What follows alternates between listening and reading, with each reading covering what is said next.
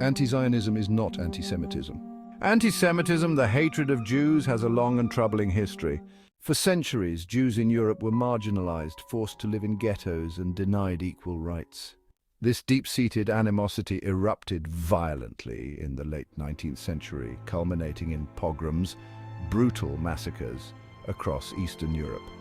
Even as Europe moved towards democratic values and the integration of Jewish people into public life, prejudices persisted. Jews continued to be seen as fundamentally different and often as a threat. This residual anti-Semitism laid the groundwork for the horrific events of the 20th century, most notably the Holocaust. The Holocaust, or Shoah, is the most devastating illustration of anti-Semitism, demonstrating how deep-rooted hatred could lead to a systematic genocidal project. In 1948, the creation of the State of Israel brought new dimensions to the discourse on anti-Semitism. For many, Israel represented a sanctuary from the genocidal threats Jews faced in Europe.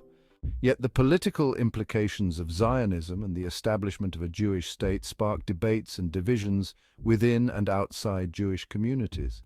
Not all Jews agreed with Zionism. Some were non-Zionists, seeing the state as an incidental fact of history, while others were anti-Zionist, concerned that the new state could fuel anti-Semitism further. This complexity underscores what should be obvious, that modern anti-Semitism isn't directly tied to one's stance on Zionism or Israel's policies. Today, we witness a troubling trend where certain political interests are seeking to expand the definition of anti-Semitism to include criticisms of Israel's government. This shift often conflates legitimate political critique with anti-Semitism, dangerously confusing opposition to a specific state's policies with hatred towards Jews. Prominent Jewish figures, from Albert Einstein to Noam Chomsky, have faced accusations of anti-Semitism for their critiques of Zionism or Israel. This mislabeling serves to shield a specific political agenda rather than protecting Jews from genuine anti-Semitism. In the interest of sensationalism, demagogues in the US, UK, and France, and even the media are now seeking to confuse the public rather than clarify the issues. Understanding anti-Semitism in its historical and modern contexts is crucial. It's essential to distinguish between legitimate political discourse and true acts of hatred. Only then can we foster a world where Jews and all people can live free from discrimination and prejudice.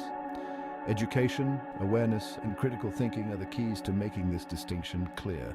George Orwell warned us in his novel 1984, "No sane democracy needs newspeak. Clarity trumps demagogy." Let's begin by letting lexicographers, rather than politicians, rewrite the dictionary.